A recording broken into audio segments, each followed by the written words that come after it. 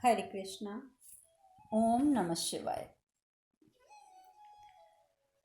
कल हमने कथा में बात करी थी कि महाभोज का आयोजन होता है और महाभोज के समय एक दैत्य के द्वारा देवताओं की पंक्ति में बैठने के कारण इंद्रदेव द्वारा वहीं पर बहुत गलत शब्दों का इस्तेमाल होता है, जिससे कि दिति क्रोधित हो जाती है। दिति क्रोधित हो जाती है और दिति यही कहती है कि मैंने मांगा क्या है, मैंने यही तो मांगा है ना कि मेरे पुत्रों को भी वैसा ही सम्मान मिले जैसा कि देवताओं को मिलता है। पर मुझे हैरानगी इस बात की हो रही है कि आज यहाँ कैलाश में, जो कि भेदभाव से मुक्त है, जहाँ सबको न्याय मिलता है, यहाँ पर भी मेरे पुत्रों के साथ अन्याय हो रहा है। तो क्या मैं किसी से भी अपेक्षा ना रखूं? किसी से अपेक्षा ना रखूं? यहाँ पर दिति का जो तात्पर्य था किसी से भी अपेक्षा, वो था महादेव से। कश्यप ऋषि एकदम बोल पड़ते हैं, दिति। महादेव कहते हैं, शांत रहिए कश्यप ऋषि, शांत रहिए, आप शांत हो जाइए। अतीत को परिवर्तित नहीं किया जा सकता, किंतु आपकी इच्छा यदि ये है कि दैत्यों को देवताओं के समान स्थान प्राप्त हो तो ये संभव होगा। मैं आज ही आपको ये आश्वासन देता हूँ कि यदि आपकी इच्छा यही है कि दैत्यों को देवताओं के समान स्थान प्राप्त हो तो यह अब संभव होगा। अब से कोई भी जो दैत्य है वो स्वर्ग में प्रवेश कर सकेगा। जैसे ही महादेव ये बात करते हैं कि दैत्य स्वर्ग में प्रवेश कर सकेंगे, सभी दैत्य बहुत प्रसन्न हो जाते हैं। परंतु इंद्रदेव और देवतागण परेशान कि अगर स्वर्ग सिर्फ देवों के लिए बना है तो यदि दैत्य भी उसमें प्रवेश करेंगे तो क्या होगा? दिति भी प्रश्न करती है, किंतु कैसे प्रभु, कैसे? तो महादेव कहते हैं कि जो भी स्वर्ग लोक की कामना करते होंगे वो सोमनाथ ज्योतिर्लिंग पर जल अर्पित करेंगे, और जो सोमनाथ के ज्योतिर्लिंग पर जल अर्पित करेगा उसे स्वर्ग की प्राप्ति अवश्य होगी, अवश्य प्राप्ति होगी। सप्तऋषि हैं वो भी हाथ जोड़ देते हैं और दैत्य तो प्रसन्न होते ही होते हैं। परंतु इंद्र, महादेव, नहीं प्रभु नहीं, ऐसा मत कीजिए। यदि दैत्यों को स्वर्ग में स्थान मिल गया तो स्वर्ग और नरक में अंतर ही क्या रह जाएगा? अंतर ही क्या रह जाएगा? फिर तो स्वर्ग और नरक एक समान हो जाएंगे। दिति जब ये बात सुनती हैं तो दिति कहती हैं, क्या इंद्र आप महादेव के निर्णय पर प्रश्न कर रहे हैं? क्या आप उस निर्णय के औचित्य पर प्रश्न उठा रहे हैं, महादेव के निर्णय के औचित्य पर? इंद्रदेव कहते हैं, नहीं महादेव, नहीं नहीं प्रभु, मैं प्रश्न नहीं उठा रहा हूँ। मैं तो केवल ये कह रहा हूँ कि दैत्यों को न्याय देने के लिए आप मुझे। किंतु शिव जी उन्हें, इंद्रदेव को ऐसे घूरना शुरू करते हैं कि इंद्रदेव वहीं शांत हो जाते हैं। मुझे क्षमा कर दीजिए, मुझे क्षमा कर दीजिए प्रभु। महादेव दिति से कहते हैं, दिति अपने पुत्रों को स्वर्गलोक में प्रवेश के लिए तैयार करो, प्रवेश के लिए तैयार करो। दिति तो इतनी प्रसन्न होती है, इतनी प्रसन्न होती है कि उसके मुख से बड़ी मुश्किल निकल पाता है हाथ जोड़कर, अवश्य प्रभु, अवश्य अवश्य। महादेव कहते हैं, मैं शीघ्र ही सोमनाथ जाकर इस विधि की स्थापना करूंगा कि उस पर जल चढ़ाने वाले को स्वर्ग की प्राप्ति हो। अब देखिए यहाँ पर ये सब चल रहा है, दैत्यों की वजह से देवता जो हैं वो बहुत ज़्यादा परेशान हैं। और उधर दूसरी ओर काशी में यज्ञ की आहुतियाँ और इतने आह्वानों के पश्चात भी देवता नहीं आ पाते। अब देखिए, पहले तो इंद्रदेव ने देवताओं को ये कह के रोक दिया था कि भोजन, महाभोज के मध्य में उठकर नहीं जाना, लेकिन अब तो देवता गण वैसे ही विचलित हैं क्योंकि दैत्यों को भी स्वर्ग में आने की अनुमति मिल चुकी है। अब काशीवासी जो हैं वो बड़े परेशान होते हैं, कहते हैं ऐसी हमसे क्या भूल हो गई है कि देवता प्रसन्न ही नहीं हुए, इतनी आहुतियाँ हो गई हैं, आवाहन भी हो चुका है, देवता प्रसन्न ही नहीं हो रहे। अब तो यज्ञ की अग्नि भी बुझने वाली है। इसका अर्थ तो ये हुआ कि अब देवता हमसे अप्रसन्न हो गए हैं, हमसे रुष्ट हो गए हैं। अब तो हमें कुछ करना पड़ेगा, देवताओं को मनाना पड़ेगा, क्योंकि देवता तो अप्रसन्न हो गए हैं हमसे। उधर दक्ष प्रजापति वो भी हैरान होते हैं, वो सोचते हैं कि देवताओं का इस यज्ञ में ना आना बड़े आश्चर्य की बात है, क्योंकि ऐसा हो ही नहीं सकता कि विधि पूर्वक विधिवत ढंग से जब यज्ञ पूर्ण किया गया है तो देवता ना आए। और सबसे बड़ी बात है कि ये जो यज्ञ था ये किसी व्यक्तिगत स्वार्थ के लिए तो किया ही नहीं गया था, ये तो केवल प्रजा की भलाई के लिए आयोजित किया गया था। फिर देवता क्यों नहीं आए? उधर रिपुंजय अत्यंत क्रोधित के उसने सबकी भावनाओं का मान रखते हुए यज्ञ किया भी। बेशक वो देवताओं पर विश्वास नहीं करता था, उसके मन में देवताओं के प्रति भक्ति नहीं थी, परंतु फिर भी उसने हाथ जोड़कर देवताओं का आह्वान किया था कि मैं अपनी प्रजा की उद्धार हेतु, प्रजा की भलाई हेतु मैं आप लोगों को आह्वान कर रहा हूँ। तो उसका क्रोधित होना तो जायज़ था। दक्ष प्रजापति कहते हैं कि महाराज, मैं स्वयं जाकर पता करता हूँ कि क्या कारण है। मैं स्वयं जाकर देखता हूँ कि देवताओं ने आखिर हमारा आह्वान क्यों स्वीकार नहीं किया। रिपुंजय कहता है, नहीं ब्रह्मपुत्र दक्ष, नहीं, आप हमारी जितनी सहायता कर सकते थे आपने की, और मैं आपका अति आभारी भी हूँ। ये नहीं है कि मैं आपका आभारी नहीं हूँ, मैं आपका आभारी भी हूँ, किंतु अब मुझे और कुछ नहीं चाहिए। अब मैं सिर्फ एकांत चाहता हूँ। आप सब यहाँ से प्रस्थान कर दीजिए, मुझे अकेला छोड़ दीजिए। सब चले जाते हैं। रिपुंजय क्रोधित होता है, क्रोध में आकर वो पूरी सामग्री इकट्ठी ढेर सारी उठाकर जो बुझती हुई अग्नि होती है हवन की, उसमें डाल देता है और एकदम अग्नि को वो बुझा देता है, यज्ञ की अग्नि को बुझा देता है। अग्निदेव कहते हैं, असंभव, असंभव, रिपुंजय ने यज्ञ की अग्नि बुझा दी। तो पवन देव कहते हैं कि मैंने तो पहले ही कहा था कि काशी की पुण्य भूमि में यज्ञ किया गया है, और वो भी हमारे आवाहन के लिए, हमें वहाँ जाना चाहिए था। तो सूर्यदेव कहते हैं कि अब देवताओं पर से मनुष्यों का विश्वास उठ जाएगा, ये तो बहुत गलत किया हमने। अग्निदेव कहते हैं कि यज्ञ की आहुतियों से तो हमें ऊर्जा प्राप्त होती है, यदि मनुष्यों ने यज्ञ करने ही छोड़ दिया तो फिर क्या होगा? अगर उन्होंने यज्ञ करना बंद कर दिया तो हमें ऊर्जा कहाँ से मिलेगी? हमारी तो जिंदगी जो है वो खत्म हो जाएगी। सूर्यदेव भी इस बात में सहमति प्रकट करते हैं और कहते हैं कि अब हमें बिना विलंब वहाँ जाना होगा, हमें जाना होगा। सब जाने के लिए तैयार होते हैं कि इंद्र फिर रोक देते हैं, रुक जाओ, यहाँ स्वर्ग में इतना बड़ा संकट आया हुआ है, हमारा अस्तित्व, हमारी श्रेष्ठता सब नष्ट होने को है, और आप सबको ये चिंता हो रही है कि काशी में क्या होगा, काशी के लोगों के साथ क्या हो रहा है। अग्निदेव कहते हैं, किंतु स्वर्ग की समस्या के लिए हम सृष्टि की समस्याओं की उपेक्षा तो नहीं कर सकते ना देवराज। ठीक है, इस स्वर्ग की हमारी व्यक्तिगत समस्या है, हम उससे बाद में भी निपट लेंगे, परंतु इस समय काशी की प्रजा की ओर ध्यान देना अति आवश्यक है।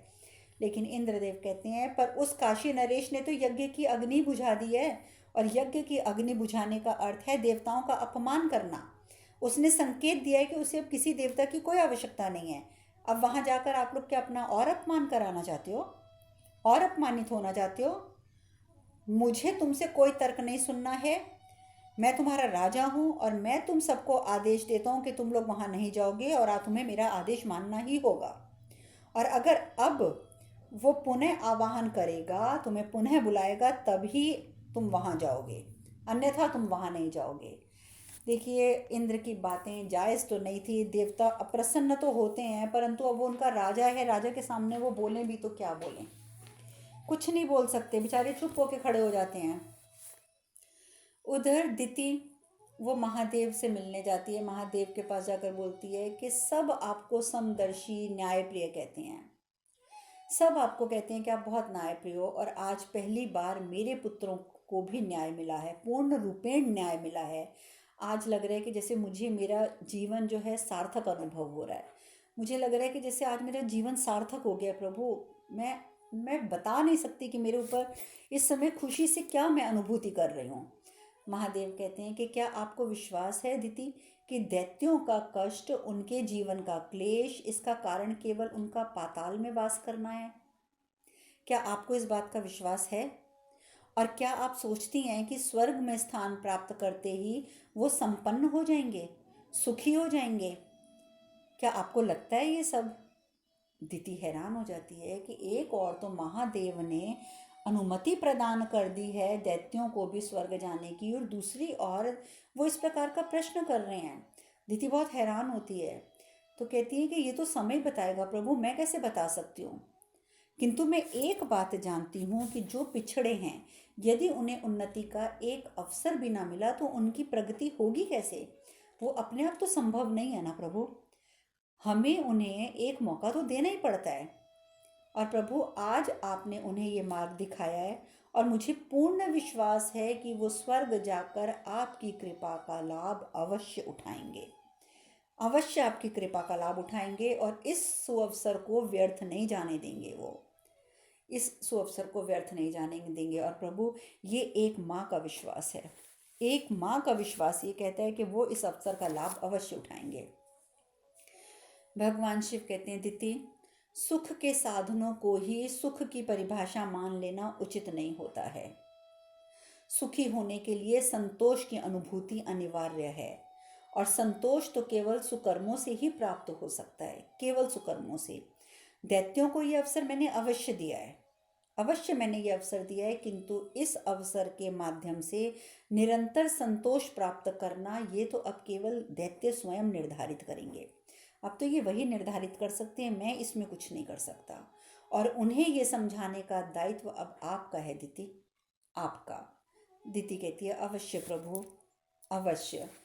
आज प्रतीत हो रहा है कि जैसे मेरी वर्षों की मनोकामनाएं, सभी मनोकामनाएं पूर्ण हो गई हैं। जैसे युगों की पीड़ा से, जो मैं युगों से सहती आ रही थी, आज सहसा मैं मुक्त हो गई हूँ। मेरा जीवन में लग रहा है जैसे आज कोई अभाव ही नहीं है। बहुत प्रसन्न है दिति, बहुत प्रसन्न है। लेकिन महादेव की बात समझने वाली है। महादेव ने जो ये कहा कि सुख के साधनों को ही सुख की परिभाषा मान लेना उचित नहीं है, बात तो बिल्कुल सत्य है। हम तो यही कहते हैं ना, हमें ये मिल जाए तो हम सुखी हो जाएंगे, हमें वो मिल जाए तो हम सुखी हो जाएंगे। लेकिन हम सुखी कब होते हैं? जैसे ही वो चीज़ हमारे हाथ में आ जाती है तो हमें दूसरी लालसा उत्पन्न हो जाती है। सुखी तो हम हो ही नहीं पाते। ये तो मात्र एक कल्पना रह जाती है कि हम सुखी हो जाएंगे। सुखी होने के लिए महादेव कहते हैं कि संतोष की अनुभूति अनिवार्य है, और संतोष हमें किससे प्राप्त होता है? केवल सत्कर्मों से, सुकर्मों से। इसीलिए महादेव कहते हैं कि वो बेशक चले जाएं स्वर्ग, दैत्य गण जो हैं वो बेशक चले जाएं स्वर्ग, लेकिन वो वहां जाकर सुखी हो जाएंगे। यह परिभाषा सुख के साधनों से तुम परिभाषित कर रही हो, जो उचित नहीं है। दिति भी काफ़ी हद तक इस बात को समझ जाती है, और वो यही कहती है कि प्रभु, मैं अवश्य कोशिश करूंगी उन्हें ये समझाने की कि तुम्हें सुकर्म करते हुए ही संतोष को प्राप्त करना है, तभी तुम्हें स्वर्ग में रहने का सुख प्राप्त हो सकेगा। अब दिति तो प्रणाम करके वहाँ से प्रस्थान करती है। माता पार्वती कहती हैं, प्रभु, यदि बिना किसी परिश्रम के कुछ किसी को मिल जाता है, बिना किसी परिश्रम के, बिना किसी त्याग के व्यक्ति को कुछ प्राप्त हो जाए, तो उसका मोल वो समझ में नहीं पाता है। ये बात तो आप जानते हैं ना प्रभु। तो स्वर्ग में स्थान पाने का इतना सरल मार्ग दैत्यों के उद्धार में कहीं बाधा ना बन जाए, कहीं बाधा ना बन जाए। क्योंकि दैत्यों को लगेगा करना क्या है, एक हमने कलश में जल लेना है, सोमनाथ के शिवलिंग पर जल चढ़ाना है, और स्वर्ग का रास्ता खुल जाएगा, हम स्वर्ग में प्रवेश कर जाएंगे। ये तो बहुत आसान रास्ता है प्रभु, बहुत आसान रास्ता है। महादेव कहते हैं, पार्वती, किसी भी स्थान का अपना महत्व नहीं होता है पार्वती, अपना महत्व नहीं होता। जो व्यक्ति उस स्थान पर निवास करते हैं वो अपने कर्मों से उस स्थान को महत्वपूर्ण या महत्वहीन बनाते हैं। इसलिए स्वर्ग हो या नरक हो, मेरे लिए स्थान का कोई महत्व नहीं है पार्वती, कोई महत्व नहीं है। स्थान कोई भी हो, कोई भी, परंतु यदि वहाँ पर रहने वाले व्यक्ति के कर्म अच्छे हैं तो वो स्वर्ग है, और अगर कर्म बुरे हैं तो वही स्थान नरक भी बन जाएगा। इसलिए मेरी नज़र में स्थान का महत्व नहीं है। माता पार्वती कहती हैं, कैलाश का भी नहीं? आपकी नज़र में कैलाश का भी महत्व नहीं है, जिससे हमारी, आपकी, हमारे परिवार की इतनी स्मृतियाँ जुड़ी हुई हैं, जो हमारे प्रेम का साक्षी रहा है, जो हमारी इस यात्रा का साक्षी रहा है। क्या आपकी नज़र में कैलाश का भी महत्व नहीं है? महादेव कहते हैं, पार्वती, यदि इन सभी बातों का संबंध कैलाश से नहीं होता, किसी और स्थान से होता, अर्थात तुम्हारा मुझसे विवाह कहीं और होता और तुम्हें मैं विवाह के पश्चात कहीं और लेके गया होता, वहीं तुम्हारी संतान उत्पत्ति होती, तुम्हारा सब कुछ कहीं और हुआ होता, तुम्हारे साथ जीवन की प्रत्येक घटना जो कैलाश से जुड़ी है वो कैलाश के साथ ना जुड़कर किसी और स्थान से जुड़ी होती, तो क्या तब भी तुम्हें कैलाश इतना ही प्रिय होता? क्या तब भी तुम्हें कैलाश इतना प्रिय होता? क्योंकि महादेव जानते हैं कि माता पार्वती को कैलाश इसलिए प्रिय है क्योंकि कैलाश से उनकी स्मृतियां जुड़ी हैं।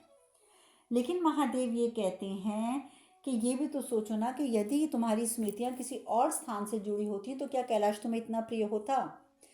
पार्वती, कैलाश का हमारे जीवन में एक महत्वपूर्ण स्थान है क्योंकि हमारे साथ जो जो घटनाएं घटी वो सब कैलाश पर घटी। अत्यंत विशेष स्थान है, विशेष महत्व है कैलाश का, और हम कैलाश का परित्याग कभी नहीं कर सकते हैं, ये तुम जानती हो। परंतु चलो छोड़ो, ये चर्चा हम फिर कभी करेंगे। इस समय हमें सोमनाथ के लिए प्रस्थान करना है क्योंकि मैं दैत्यों को कह चुका हूँ कि वो सोमनाथ पर जल चढ़ाएंगे तो उन्हें स्वर्ग की प्राप्ति होगी। तो इसलिए चलो अभी हम सोमनाथ की ओर प्रस्थान करते हैं। अंततः सोमनाथ पर महादेव और माता पार्वती पहुंच जाते हैं और वहाँ पर देवता और दैत्य दोनों ही वहाँ पर उपस्थित, क्योंकि दैत्यों के को तो चलो स्वर्ग में जाने के लिए रास्ता मिलना था, परंतु देवों को ये चिंता थी कि ये लोग भी स्वर्ग में आ गए तो क्या होगा। तो वो लोग देवता भी जो है सोमनाथ पहुंच जाते हैं। अब महादेव और माता पार्वती वहाँ पर पहुँचते हैं। शिवलिंग जो वहाँ पर पहले से ही सोमनाथ में आप जानते हैं कि ज्योतिर्लिंग उपस्थित है, उसमें वो और ऊर्जा डालते हैं, जल की व्यवस्था करते हैं। अब वो कहते हैं दैत्यों को कि चलो अब तुम जल चढ़ाओ। एक दैत्य कलश उठाता है, उसमें जल डालता है और शिवलिंग पे जैसे ही वो जल प्रवाहित करता है, सामने एक दूर एक दरवाज़ा नज़र आ रहा होता है सोने का बना हुआ। जैसे ही जल चढ़ाना शुरू करता है, जैसे ही जल चढ़ता है तो वो जो द्वार होता है जो दूर दिख रहा होता है वो अचानक खुल जाता है। दैत्य, दिति, ये सब लोग इतने हैरान हो जाते हैं, इतनी हैरान हो जाते हैं जिसकी कोई हद नहीं।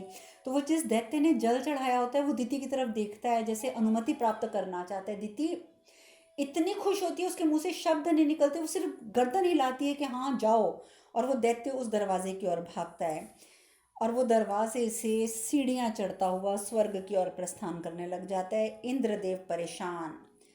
अब महादेव ये सारी व्यवस्था करके वहाँ से चले जाते हैं।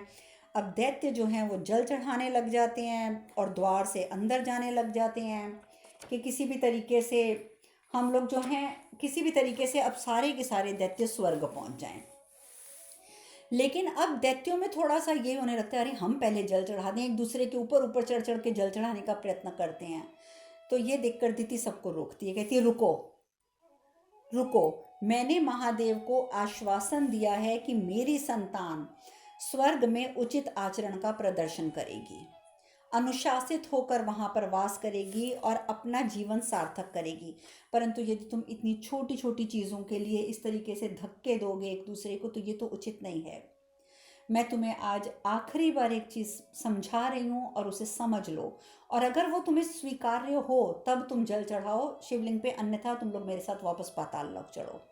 मैं तुम्हें आखिरी बार समझा रही हूँ कि तुम किसी से मतभेद नहीं होने दोगे, करोगे नहीं, किसी को कष्ट नहीं पहुँचाओगे, किसी पे क्रोध नहीं करोगे, और सबसे बड़ी बात, तुम इंद्र की बातों में आकर भ्रमित नहीं होगे, हमेशा सचेत रहोगे, कोई भूल मत करना, तुम्हारी ओर से कोई भूल नहीं होनी चाहिए। क्या ये वचन दे सकते हो मुझे? तो सभी दैत्य एक साथ बोल पड़ते हैं, हम वचन देते हैं माता, हम वचन देते हैं माता। तो दिति कहती है ठीक है, अगर तुम मुझे वचन दे रहे हो तो जाओ, बारी बारी से जाओ और सब जल चढ़ाओ और यहाँ से प्रस्थान करो। अब दैत्य इस कार्य में जुट गए। देवता वहाँ पर अपना सर पकड़ के बैठे हुए हैं कि ये हो क्या रहा है, दैत्यों को स्वर्ग में स्थान मिल गया, और इसी वजह से देवता जो हैं वो काशी भी नहीं जा पा रहे क्योंकि काशी का भी यज्ञ जो है वो अपूर्ण रह गया। इंद्रदेव की वजह से देवता तो जाना चाहते हैं पर इंद्रदेव जाने नहीं दे रहे हैं।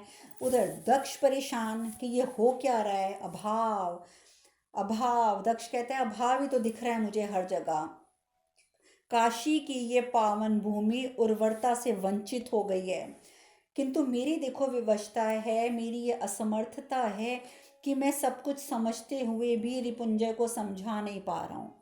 मैं रिपुंजय को समझा नहीं पा रहा कि उसे अगला कदम क्या उठाना चाहिए। और उधर रिपुंजय महाक्रोधित महाक्रोधित अपने सेनापति को कहते हैं, जाओ सेनापति जाओ, जाकर प्रजा से कह दो कि मंदिरों में जाएं, दान पुण्य करें, कहें देवताओं से कि मार्गदर्शन करो हमारा, कर्म भूल जाएं, श्रम भूल जाएं और प्रतीक्षा करें कि उनके देवता उनके लिए चमत्कार करेंगे। अरे बोलो जाकर प्रजा को, अकाल से इतने भयभीत क्यों हो रहे हो? मृत्यु के उपरांत तो तुम्हें देवताओं के दर्शन होंगे ही ना। इस प्रकार की बहुत गलत गलत बातें रिपुंजय बोलता है कि जाकर प्रजा को कह दो। साथ ही रिपुंजय कहता है कि अब बहुत हुआ, अब मुझे वो करना होगा जो मुझे बहुत पहले कर देना चाहिए था। ये कह के रिपुंजय क्रोध में आकर एक इतना बड़ा वृक्ष लगा होता है उस वृक्ष को ही काटने लग जाता है। धिक्कार है ऐसे देवताओं को, धिक्कार है ऐसे देवताओं को जिन्होंने आपदा के समय में अपने भक्तों का परित्याग कर दिया। देखिए यहाँ पर बात तो सही है रिपुंजय की, कि रिपुंजय के मन में चाहे श्रद्धा भाव नहीं था, परंतु फिर भी जन कल्याण के लिए, प्रजा की कल्याण के लिए उसने यज्ञ तो किया ना, और देवताओं को आना भी चाहिए था क्योंकि उसने पूर्ण श्रद्धा से आवाहन तो किया था। परंतु अपनी निजी समस्याओं में उलझकर देवता वहां नहीं आए, जो चीज़ सही नहीं थी। और इसीलिए रिपुंजय कहता है कि धिक्कार ऐसे देवताओं को जिन्होंने आपदा के समय में भक्तों का परित्याग कर दिया। वो भक्त जो पीढ़ियों से जो तन मन धन से देवताओं को पूजती आई है, उन्हीं भक्तों का परित्याग कर दिया इन देवताओं ने। उसे बहुत क्रोध आता है। वो कहते हैं कि अब अपनी प्रजा के संकट को मैं स्वयं टालूंगा, मैं अपनी प्रजा को संकट से बाहर स्वयं निकालूंगा। मुझे अब किसी की कोई आवश्यकता नहीं है, मुझे किसी की आवश्यकता नहीं है। अब अपनी प्रजा के लिए क्या करना है वो मैं स्वयं करूंगा। वो सबको बोलता है कि मैं तुम सबको सिखाऊंगा कि मानवता की शक्ति देवत्व से कितनी ज़्यादा श्रेष्ठ होती है। यदि हम मानवता के तहत कार्य करते हैं तो वो देवत्व से भी ज़्यादा श्रेष्ठ हैं। मैं सिद्ध करके दिखाऊंगा कि भक्ति से अधिक बलशाली कर्म का मार्ग होता है। और अब हम अपनी इस समस्या का समाधान अपने कर्मों से करेंगे। दक्ष एक बार और समझाने का कष्ट करते हैं। दक्ष कहते हैं रिपुंजय तुम बहुत बड़ी भूल कर रहे हो। रिपुंजय कहता है भूल कर रहा था ब्रह्मपुत्र दक्ष, भूल कर रहा था, अब नहीं। क्या कहा था आपने? यही ना कि भक्ति को अपनी शक्ति बनाओ, यही कहा था ना आपने। क्या परिणाम हुआ?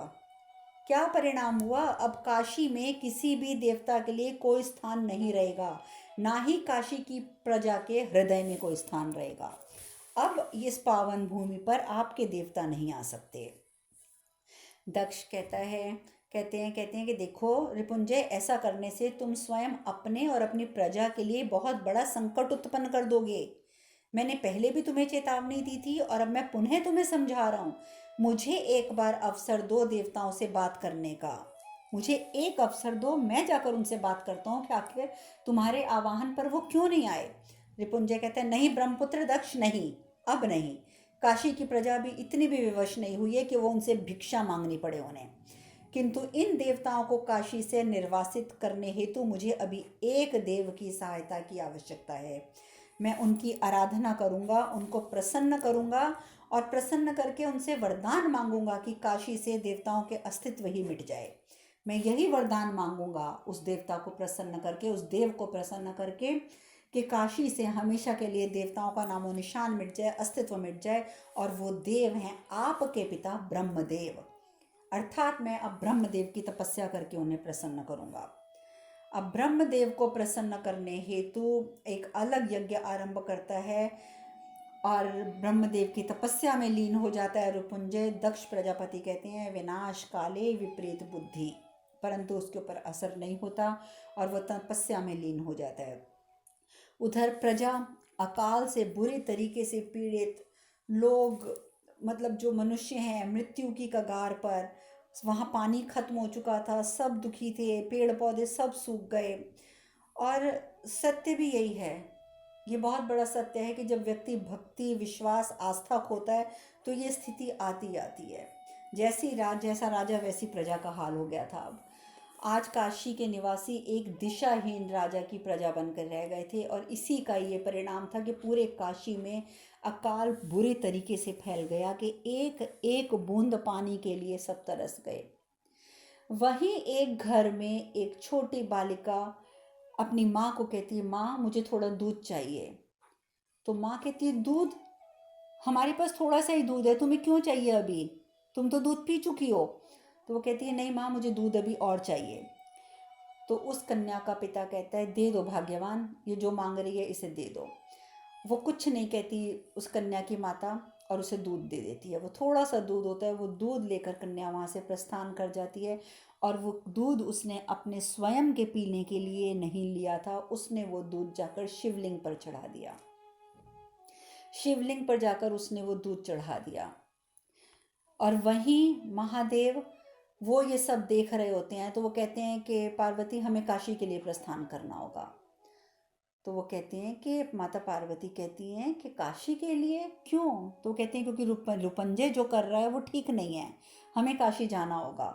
और उधर कन्या, जो छोटी कन्या होती है, वो जाकर जैसे दूध चढ़ाती है महादेव के शिवलिंग पे और कहती है हे महादेव, माँ पिताजी कहते हैं कि यदि शिवलिंग पर दुग्ध अर्पित किया जाए तो आप अपने भक्तों का कष्ट दूर करने के लिए अवश्य आते हैं। तो प्रभु, यहाँ आपके इतने सारे भक्त कष्ट में हैं, तो क्या आप नहीं आएंगे? क्या आप हमसे रुष्ट हैं भोलेनाथ? और ये कहकर वो ओम नमः शिवाय, ओम नमः शिवाय का जाप आरंभ कर देती है वहीं शिवलिंग के समक्ष बैठकर। और दुग्ध भी वो पूरा जो थोड़ा सा उसके पास होता है वो शिवलिंग पर चढ़ाकर जाप शुरू कर देती है। महादेव की आंखों में आंसू आ जाते हैं सब कुछ देख कर के। वो एक छोटी बालिका दूध स्वयं पीने की बजाय इस काशी की प्रजा का उत्थान हो सके, उस वजह से उसने वो दूध खुद पीने के बजाय शिवलिंग पर चढ़ा दिया। उनके नेत्रों में अश्रु आ जाते हैं। जैसे माता पार्वती की नज़र जाती है महादेव की आंखों में आंसू, वो महादेव से प्रश्न नहीं करती हैं, स्वयं नेत्र बंद करके सब देख लेती हैं। उन्हें सब दिख जाता है कि किस प्रकार काशी में बुरी तरीके का अकाल और कैसे वो कन्या जाप में संलग्न है। माता पार्वती नेत्र खोल देती हैं, नेत्र खोल देती हैं, कहती हैं, वो देख लेती हैं उस बालिका को। तो महादेव कहते हैं कि पार्वती, तुम इसके पिता को भी जानती हो। आज ये बालिका जिसने मुझ पर ये जो थोड़ा सा दूध था उसके पास जो उसने दूध चढ़ाया है मेरे शिवलिंग पर, तुम उसके पिता को जानती हो। तो माता पार्वती को सब याद आ जाता है कि आप लोगों को भी वो कथा याद होगी एक छोटे बालक की जो अपनी माँ के साथ अपने मामा के घर पे रहता है और बहुत गरीब होते हैं मामा। बस जो थोड़ा बहुत ब्राह्मण का कार्य करके उसे जो भिक्षा में प्राप्त होता है वो उसी से परिवार का पालन करता है। उस बच्चे को दूध बहुत पसंद होता है और वो दूध उसको मिल नहीं पाता कभी भी क्योंकि गरीबी बहुत होती है। तो एक बार वो अपनी माँ से कहता भी है कि माँ मुझे एक बार दूध चखा दो, मुझे बहुत दिन से मैंने दूध नहीं चखा। तो उसकी माता उसको थोड़ा सा दूध चखाती है। अगले दिन वो फिर कहते हैं माँ मुझे थोड़ा दूध और चखा दो। तो माता क्या करती है, चावल उबाल के उसका जो पानी निकलता है वो उसको वो छान के दे देती है। तो बालक वो दूध पी के कहता भी है कि माँ इसका तो जो स्वाद है वो कुछ दूध से अलग है। तो माता कहती है कि हम बहुत गरीब हैं पुत्र, अब तो मेरे पास यही दूध बचा है। तो तब उस बालक को ज्ञात होता है कि यदि मैं शिवलिंग पर दूध चढ़ाकर शिवलिंग की आराधना करूं, वो अपनी माता से पूछता है कि माँ क्या यदि मैं महादेव का आवाहन करूं दूध चढ़ाकर तो महादेव आएंगे मुझे वरदान देने? और उस बालक की माता ने कह दिया था हाँ पुत्र जरूर आएंगे। तो वो कहता है कि माँ फिर एक काम करो, आप मुझे चावल का ही दूध थोड़ा सा और बना दो। और उसने चावलों का वो जो दूध था वो दूध अपनी माता से बनवाया और जाकर शिवलिंग पे अर्पित किया और खूब ओम नमः शिवाय का जाप किया। और तब महादेव और माता पार्वती उस छोटे से बालक के समक्ष उपस्थित हुए थे। और तब उन्होंने कहा था कि तुझे क्या चाहिए? तो उसने कहा था कि मुझे दूध बहुत अच्छा लगता है, मैं दूध पीना चाहता हूँ। तो माता पार्वती ने उसी समय एक बड़े से ग्लास में भर के उस बालक को दूध दिया था और उसे ढेर सारी स्वर्ण मुद्राएं दी थी कि तुम अपनी पढ़ाई लिखाई भी करो, गुरुकुल भी जाया करो। और साथ ही माता पार्वती ने उसे एक गाय भी प्रदान करी थी कि इस गाय का दूध सदैव तुम्हें उपलब्ध होगा और तुम इस गाय को अपने पास रखो। और आज जो कन्या अपने हिस्से का दूध शिवलिंग पर चढ़ाकर आराधना कर रही थी, ये उसी बालक की कन्या थी। वो बालक बड़ा हो चुका है, विवाहित है और आज उनके पास अभी भी वो गाय है। वो गाय अभी उनके घर के बाहर खड़ी है, लेकिन जब गाय को देने के लिए कुछ नहीं है तो गाय माता भी दूध कहाँ से देंगी? गाय लेकिन उनके पास अभी भी उपलब्ध है, देवी माता पार्वती की दी हुई। और माता पार्वती को सब कुछ याद आ जाता है। उन्हें पता चल जाता है कि ये कन्या उसी बालक की कन्या है जिसे मैंने एक समय पर दूध पिलाया था और गाय प्रदान करी थी। माता पार्वती कहती हैं स्वामी चलिए चलिए स्वामी चलिए, हमें शीघ्र प्रस्थान करना चाहिए काशी की ओर। और इस प्रकार से काशी की ओर प्रस्थान करते हैं महादेव, और कन्या वहाँ पर लगातार ओम नमः शिवाय, ओम नमः शिवाय, ओम नमः शिवाय का जाप कर रही है। महादेव और माता पार्वती साधारण मनुष्यों के रूप में वहाँ पर उपस्थित होते हैं, और जाते ही महादेव कहते हैं बम बम बोले, बम बम बोले। अब आगे क्या होता है, महादेव और माता पार्वती अब आगे क्या करेंगे, ये चर्चा हम करेंगे कल। आज हम कथा में यहीं विश्राम लेंगे। हरे कृष्ण कृष्ण कृष्ण हरे हरे, हरे राम राम राम हरे हरे। आप सब खुश रहें, सुखी रहें, स्वस्थ रहें। हरे कृष्णा। ओम नमः शिवाय, ओम नमः शिवाय, ओम नमः शिवाय, ओम नमः शिवाय, ओम